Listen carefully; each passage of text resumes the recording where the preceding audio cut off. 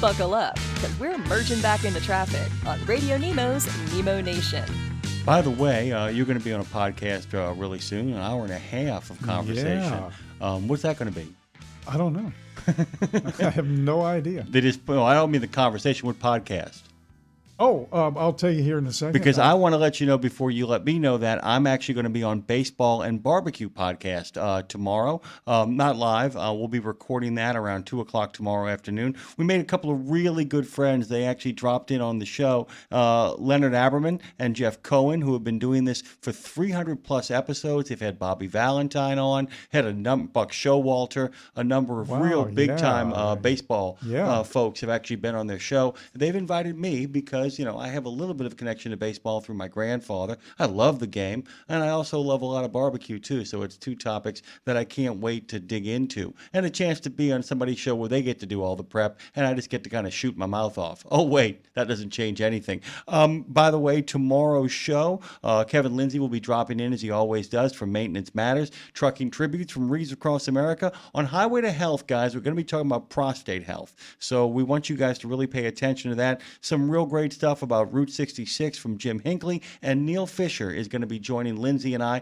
to talk about Christmas movie trivia. And of course, we'll wrap up every Tuesday with country and Western music news. Lindsay Lawler's country and Western music news. You know what I love about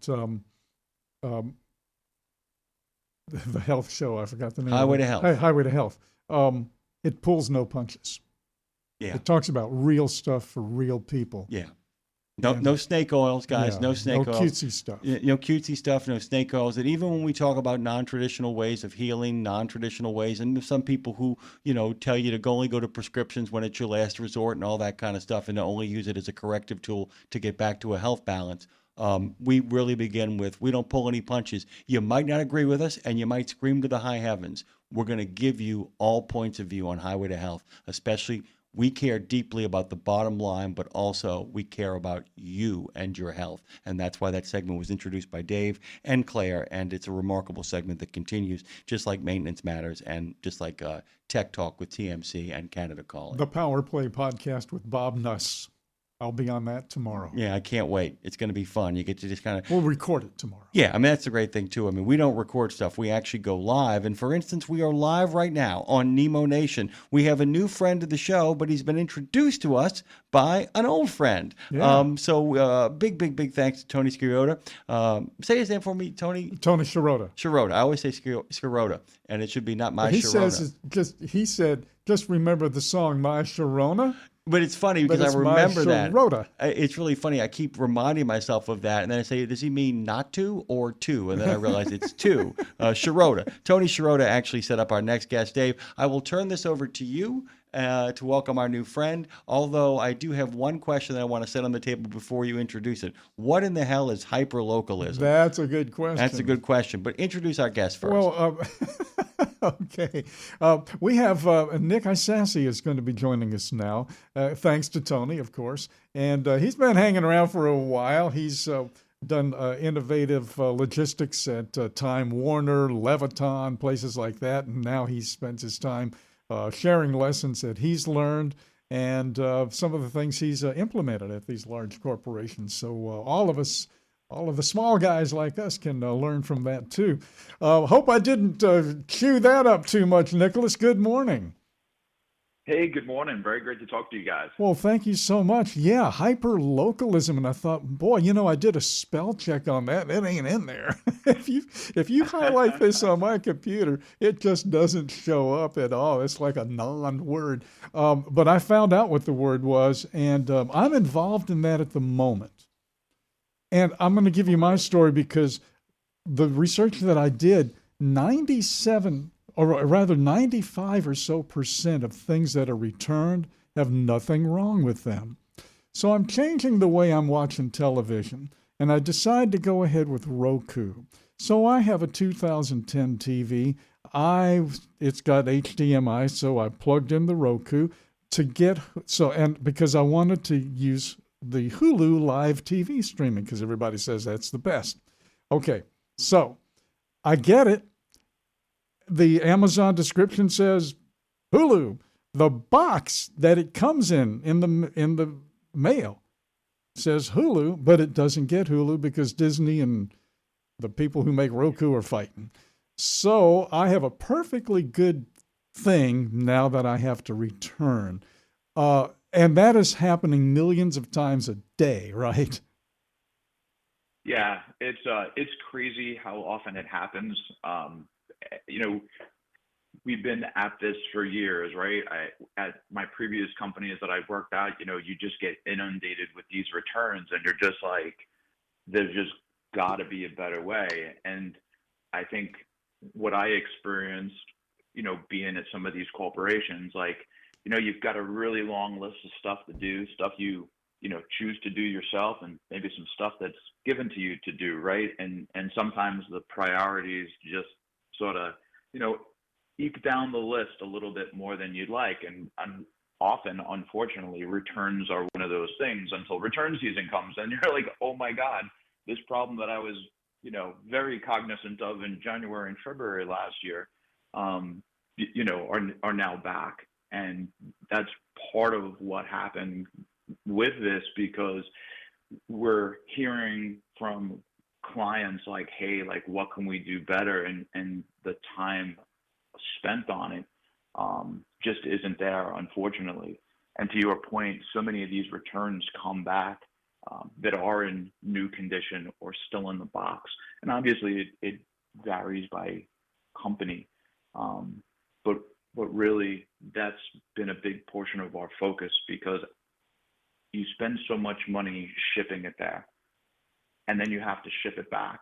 And in many cases, what's found is that the cost to ship the good back, in some cases, either A, outweighs the value of the product itself, or B, it just that the math doesn't math, right? So maybe it does, but it's just not as profitable.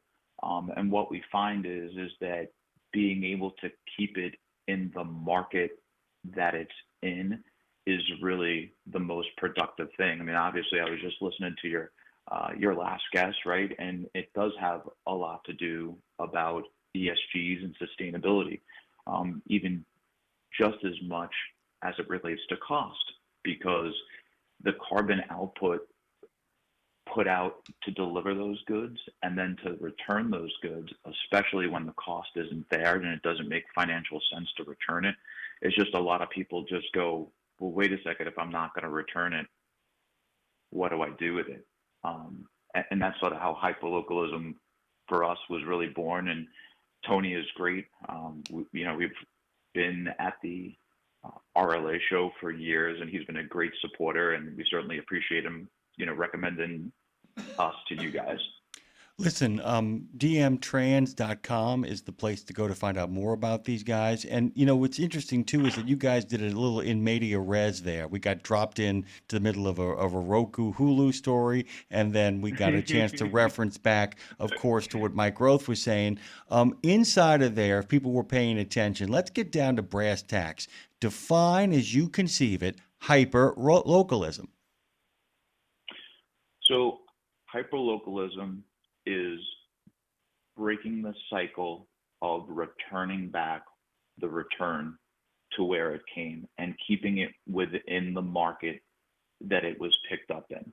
I happen to live in Orlando, so hyperlocalism would be okay. Is there a way to take that return in the Orlando market and do something more positive with it? Can we avoid landfill? Can we make an impact on somebody's life, right? Can we do something more positive with that good in the market it's in than returning it back to a warehouse, to a distribution center, putting it in a pile, and then just, liquidating it for 10 cents on the dollar months from now? I have a follow-up question to that in regards to long-term business strategies or even small business strategies. Tony has talked about this as well. So can we play a if not this, then that, if not this, then that game with it? Meaning, does it benefit small businesses in regards to returns to say, before you return it, have you explored the following 5 options? Meaning that companies should be building up ideas and places where they can not return, but return on a local level all the options that they need to do. And how does one go about building a reservoir of places that one can get the goods and services that one doesn't need, while at the same time not wasting vast amounts of capital, not only from one's own pocket, but the economy at large, if I made any sense there? No, totally, and I love it because that's a big part of it, right? This applies to small businesses, medium businesses, large businesses, right? Obviously, the larger the corporation, the larger the amount of returns that they have, and everybody looks at it differently. Whenever I talk to somebody, some people lead with the financial aspect where they're like, well, hey, wait a second. My company sells couches and, I ship the couch and then the consumer doesn't like, they thought it was more, eggplant purple than dark purple, right? And then they want to ship it back. And even in that case, what we're finding is that because in many cases margins are so tight on these products that get sold, they start taking a look at the economics and they go, well, wait a second, I sold this couch for, $600-700, and now it's going to cost $250 to ship it back. I'm going to be in the red, and what can we do? And that's when the opportunities to partner with a company to donate something, which is a tax deduction and making a meaningful impact on somebody's life, really comes into play. Are there two things going on here at the same time, Nicholas? Nicholas Isasi is with us, and we're talking about hyperlocalism. One of the other definitions of hyperlocalism doesn't have to do with returning goods, but it is about the localization of certain markets. I did a little research here, and I know you know these numbers, but I thought this was pretty amazing. According to Google, people are asking for businesses near me, and that has grown by 200% over the last few years.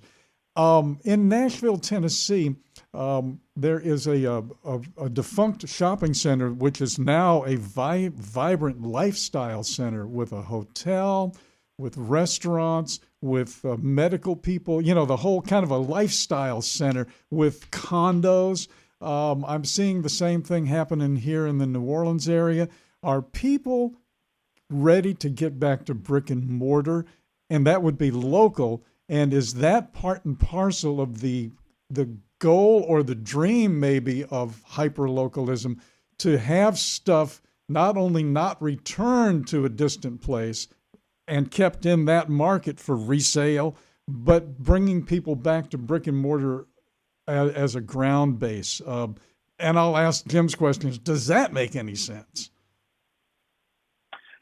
So I think we all started at a place where, we went to local stores, right? And catalogs happened, and, you'd buy stuff out of catalog and they ship it to you. And then the catalog guys became e-com guys, right?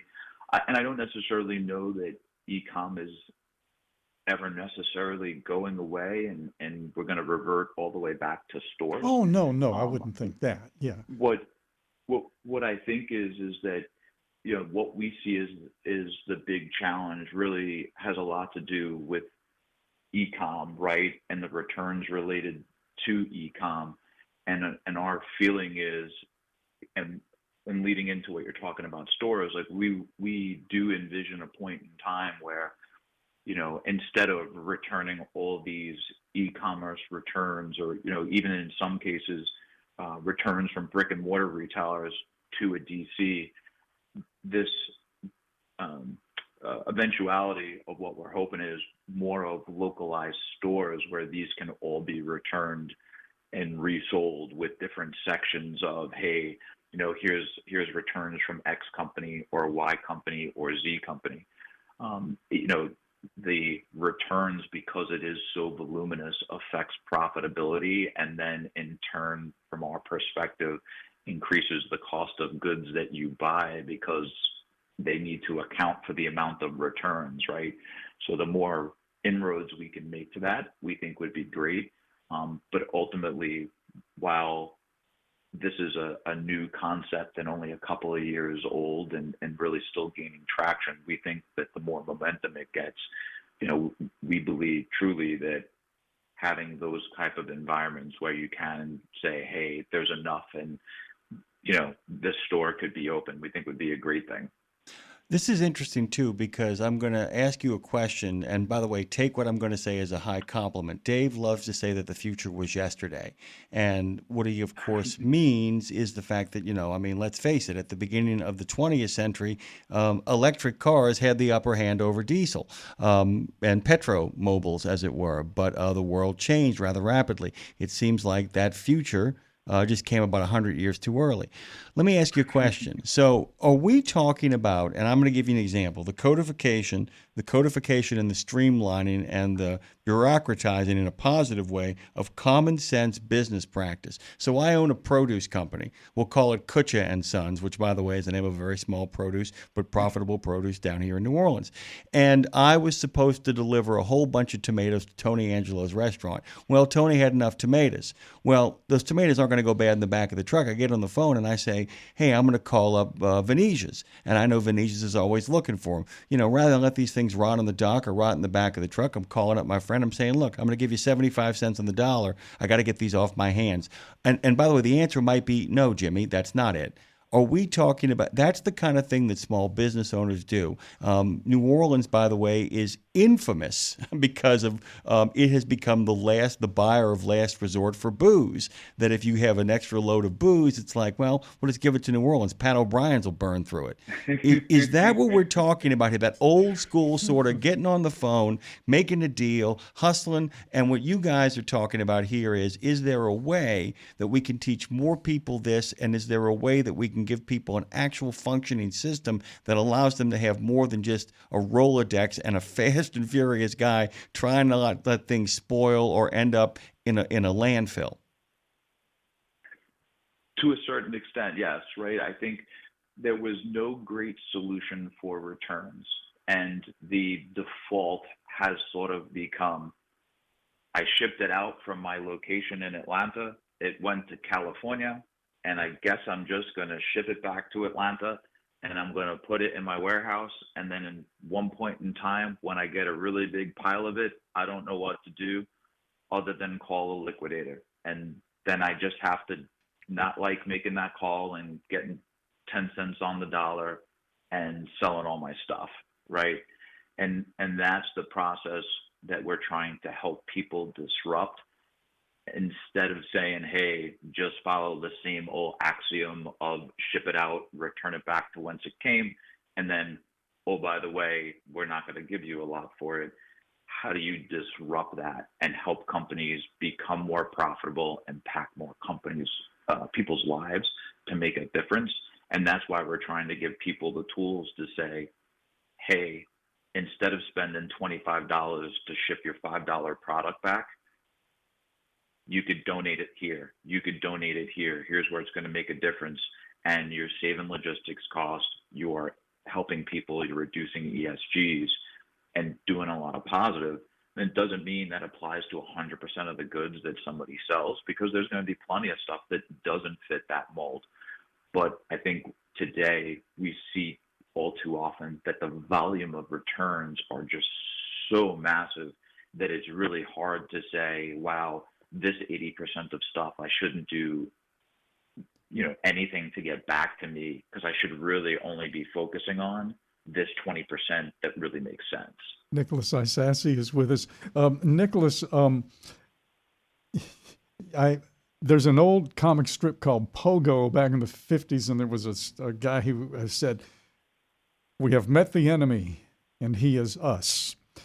Have we created this situation? In other words, what is one of the free shipping and, easy returns? We have made it so easy to return stuff. I remember when I was a kid, man, it was a thing. When you got something from Sears that wasn't right, you had to go back to the whole 9 yards. It was a big deal to return. So it was better just to give it to your little brother or something, right? And let him grow into it or whatever. But what I'm getting at is that we have made it so easy. It's one of the attractions, really.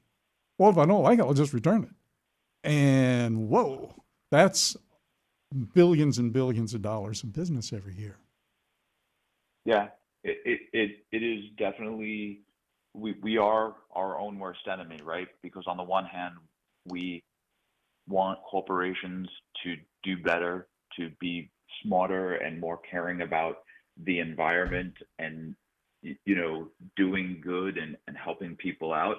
But then on the same token, I'm going on to a certain website and ordering a small, medium, and large, or a size, 32, 33, and 34 jean, because I'm not too sure which one the best one is. Getting Yeah, all three, yeah. trying all three on, And they then encourage that for a sending two while. back.